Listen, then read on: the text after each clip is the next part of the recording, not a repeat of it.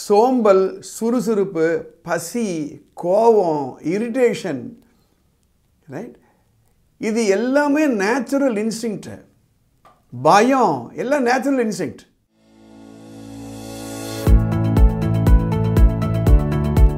நண்பார்ந்தவர்களே, ஒரு காரு, ஒரு பெரிய ஹைவே, 4 லேன் டிராஃபிக், அதில் சிக்னலுக்கு ஒரு வண்டி நிற்குது. சிக்னல் விழுந்துருச்சு. அந்த டிரைவர் அப்படியே உட்காந்துருக்காரு.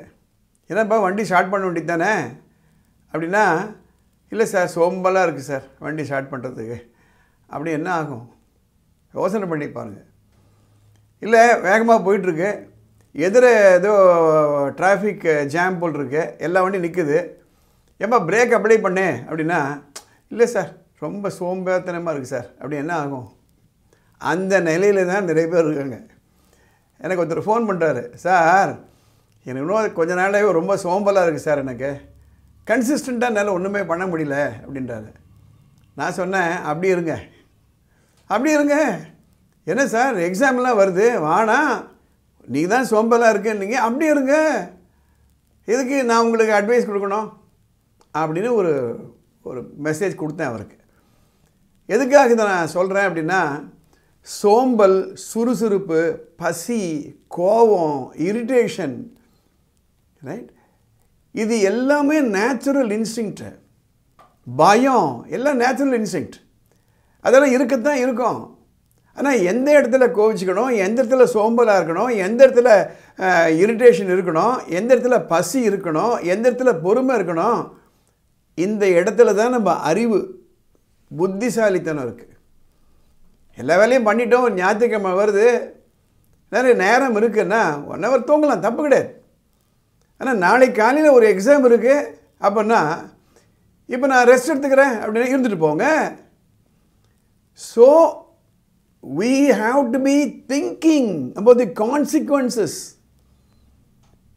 இந்த இடத்துல தான் ஒரு புத்திசாலி மனிதனோ அவ்வளோ புத்திசாலி இல்லாத மனிதர்களும் வேறுபடுகிறார்கள்.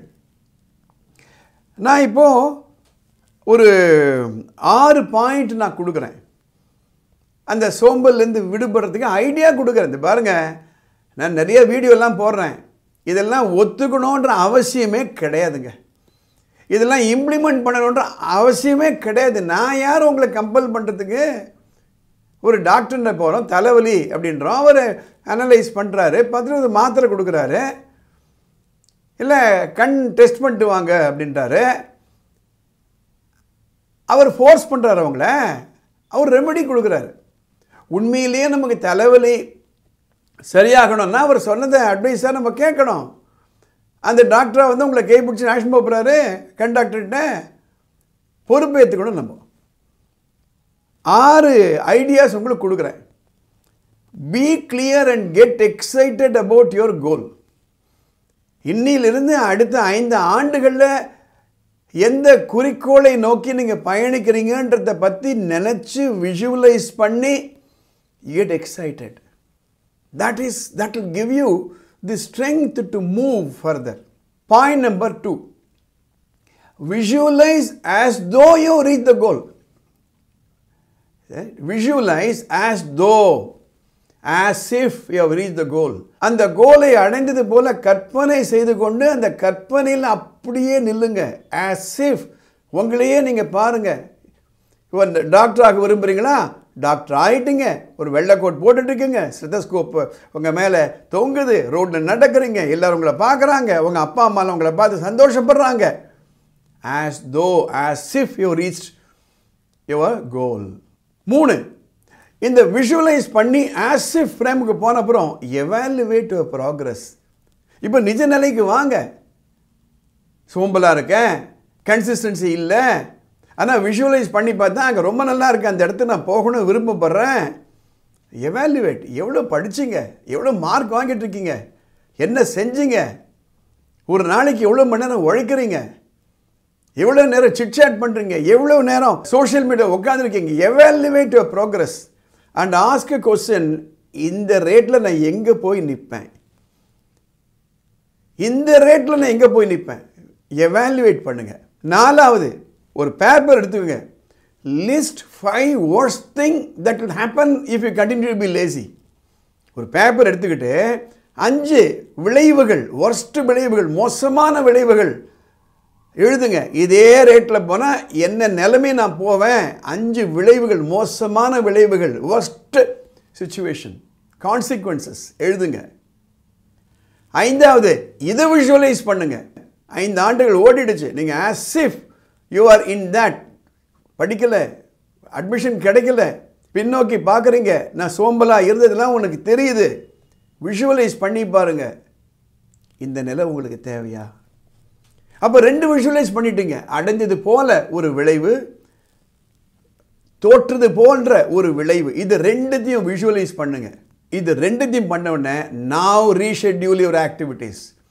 ரீஷெட்யூல், காலையிலேருந்து சாயந்தரம் வரை என்ன பண்ணுறீங்கன்னு ரீஷெட்யூல் பண்ணுங்க. எந்தெந்த வேலையெல்லாம் நீங்கள் போஸ்ட்பான் பண்ணுறீங்கோ லேசினஸ் காரணமாக அதுக்கு ஒரு முன்னுரிமை கொடுங்க. இந்த 6 ஸ்டெப்ஸை நீங்கள் ஃபாலோ பண்ணுங்க. எனக்காக இல்லை, உங்களுக்காக. இந்த பதிவுடைய இறுதியில் ஒன்று சொல்கிறேன். Science facts are applicable to real life. Newton's first law of motion. Every object will continue to be in a state of rest or of uniform motion in the same direction until it is disturbed by an external force to change that body of rest or of uniform motion in the same direction. ஒரு பொருள் இருக்கு, அந்த பொருள் அப்படியே தான் இருக்கும், அதே movement தான் போயிட்டு இருக்கும், unless it is acted upon by an external force. அப்படி இல்லைன்னா அப்படியே தான் இருக்கும், இல்லை மூவ் பண்ணிகிட்டே தான் இருக்கும். அதே போன்று தான் நம்ம வாழ்க்கை கூட. You have to think, you have to act. Otherwise, you will become a big failure. யோசனை பண்ணி பாருங்க, வாழ்க்கையில் வெற்றி அடைய விரும்புகிறீங்களா அல்லது தோல்வி அடைய விரும்புகிறீங்களா? அவ்வளோதான். இந்த பதிவு உங்களுக்கு பிடிச்சிருந்தது, மற்றவங்களுக்கெல்லாம் பயனுள்ளதாக நினைச்சிங்களா, immediately forward it, share it, like it. If you like this video, subscribe to the channel. மேலே ஒரு வாட்ஸ்அப் நம்பர் போகுது. படிப்பு சம்பந்தப்பட்டோ அல்லது சுய முன்னேற்றம் சம்பந்தப்பட்டோ உங்களுக்கு ஏதாவது கிளாரிஃபிகேஷன் வேணும்னா ஒரு வாட்ஸ்அப் மெசேஜ் அனுப்புங்க. I will try to cover it in the next episode. All the best.